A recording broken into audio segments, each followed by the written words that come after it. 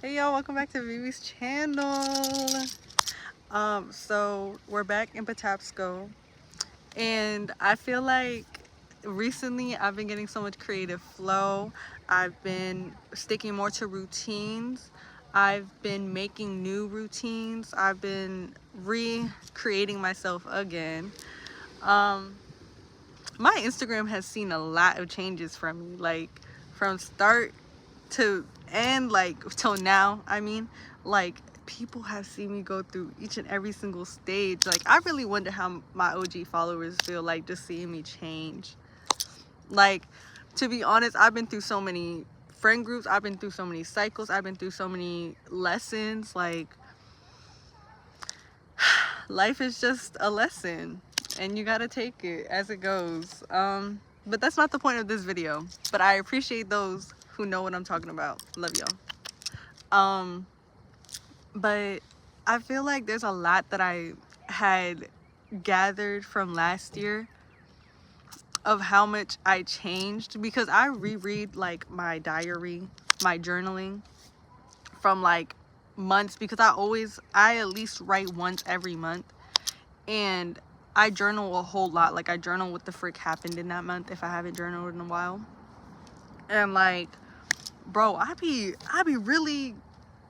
going through it sometimes. Like I really write down everything I feel and how I feel about that person and why, and it's just like it makes so much sense to me. But then I also realize where I grew and then where I had to learn, and like seeing the transformation from each period I journal is so beautiful. Like it really, I love how much I expand my knowledge and growth. Amen. And you know, healing is always a constant thing. Evolution is always a constant thing. It's never linear. You know, it's gonna go up and down. Life is life. You know, shit happens. But that don't mean that you dwell on it. Okay? So we're back again, and today's topics are gonna be what I learned within the past year. And the reason I'm doing this is because I feel like there's just a lot that I haven't spoken on, but there's a lot that I've learned, and a lot of growth came from it, and I want other people to be able to listen to what I gotta say to see if it helps them out, because at the end of the day we all struggle. A little help goes a long way. Rule number one: make your own decisions without having to have everyone else involved. And what I mean by that is not everyone else is supposed to understand your decision, or not everyone else is supposed to be part of that decision, because at the end of the day, if you're trying to make a decision between what you want versus what you want more, what you want versus what you need, only you will be able to know that. And those who were never meant to understood it will not understand it. Like it wasn't for them, it was for you. And any guilt that resides over you over that decision,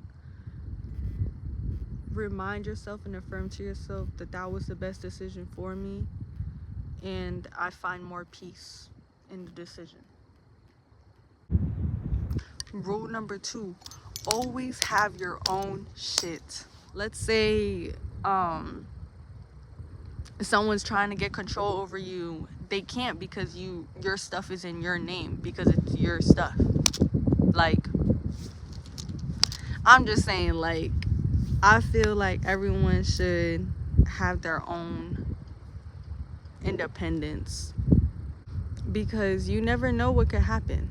You need your own car, you need your own license.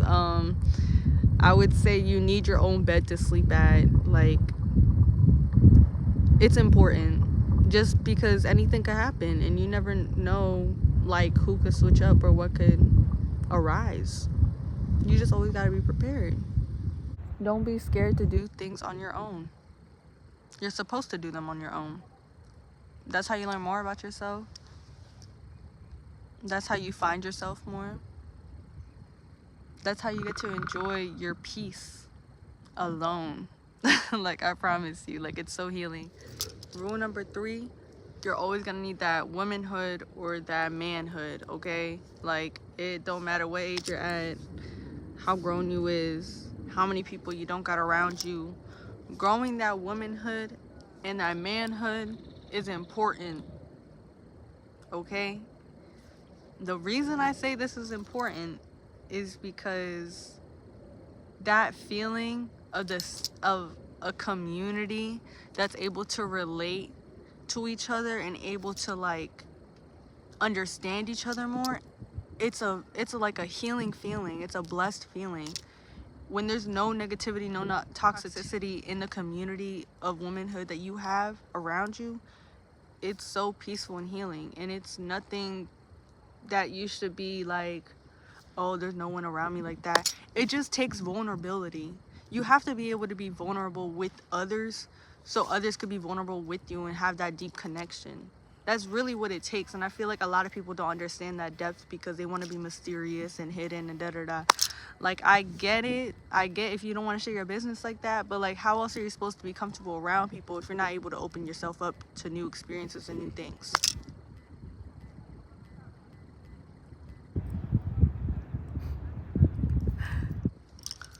Rule number 4, I don't care who the person is you're arguing with, do not get out of hand.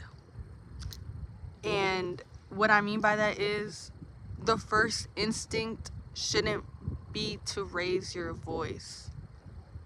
And I say this because raising your voice kind of shows that you're trying, like, you're defensive and you're trying to like overpower the situation by being louder so you could get your word across. And it's like, I understand that completely because sometimes I get loud, okay? I can get loud.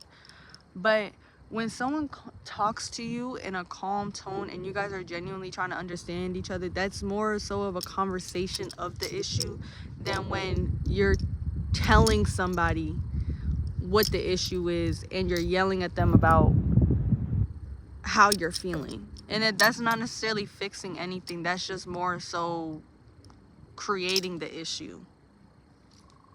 You feel me? I hope you feel me. If you know, you know. It's just healthier to have like a question conversation rather than just accusing of the person doing you wrong. Unless, of course, you have hard proof evidence of this. Like, do your thing, girl, if you got the hard proof evidence. But if you're genuinely trying to communicate with somebody on something that you want to understand and you want to communicate about, you have to come at it with a calm tone and not with the accusation of, oh, they did this, oh, they did that. And I only say question it because at the end of the day, if you feel like that conversation is not going anywhere and it's stuck in the same whys, and that person is lying. But if that conversation actually goes somewhere and you guys find a medium in everything, then that conversation was more so real. Trust me, I know. Rule number 5, change to be something that you're accepting of, whatever season you're in. Things never should stay the same. And if you're comfortable where you're at, I respect it. But if you're feeling a little too comfortable and you feel like something needs to change your pace, you have to be okay with being uncomfortable and you have to find the excitement in being uncomfortable. I mean, I've changed many times and I just keep getting better and better. I promise you, like, if anything, change will just bring better. Amen. Rule number 6, when it comes to having to find what you're good at or like what you want to do in life and all of that, it's gonna take many experiences if you still don't know what you want. Like, you're gonna have to go out there and experience things to know what you want to do. I promise you, 9 to 5s are not worth it, y'all. Either go to school, go to trade school, learn something online, or build something up. I genuinely, like, I know I'm not an advocate for school, but you need a certification in order to guarantee a job. And in this generation, it's really fucking hard to get a job. So yeah, y'all, I would recommend to go to school.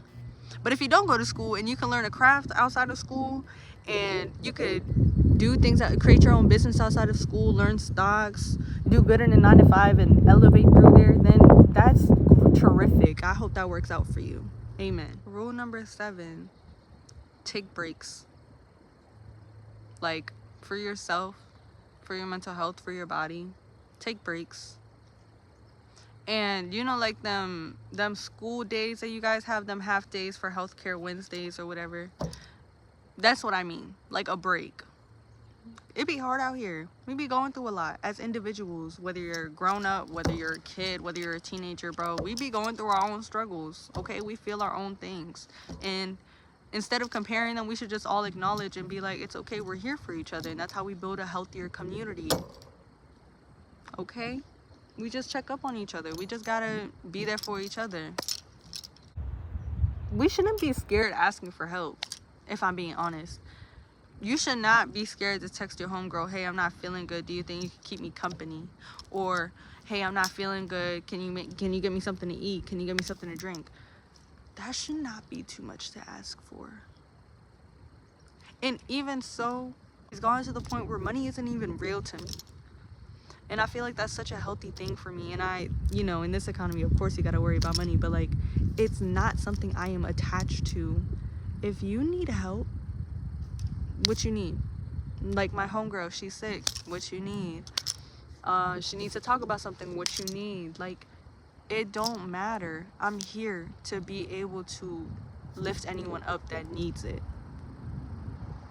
when I can. Because if I'm feeling down and we both need to stay home, then we'll both be home. Just check up on each other through the phone or make sure we ate something. Like, it's not that hard to build a healthy community or environment of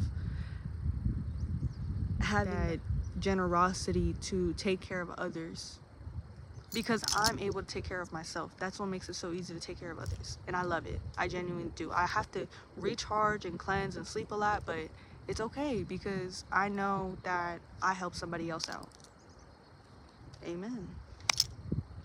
Always gotta say that. Genuinely, y'all, like, even with me saying all that I'm saying right now, like, hold on, I want to change the angle. Even though I've sat here and talked about my like rules of what I've learned, it's still like something that I work on daily. It's not something that I'm perfect at 24/7. I mean, there will be slip-ups. There will be times where I have to remind myself in situations or things, and that's okay. If you could just control yourself, your emotions, your body, your mind, your soul, you'll be perfectly fine. That's why detachment is a healthy thing, and attachment can be a toxic thing. Being attached to an outcome or an expectation of what you want out of that person or thing will create the need for that thing, for that specific outcome you want. And when you don't have that outcome, it creates the disappointment you feel when, like, you're sad and you're like, you don't know why you're sad. It's because they didn't really do what you wanted them to do, and that was because you created a illusion of what you thought they would have done. Having that detachment is the idea of, like, you could switch your perspective of needing it to just, like, it's a want, but it's not necessary. Y'all have a blessed day. Love y'all.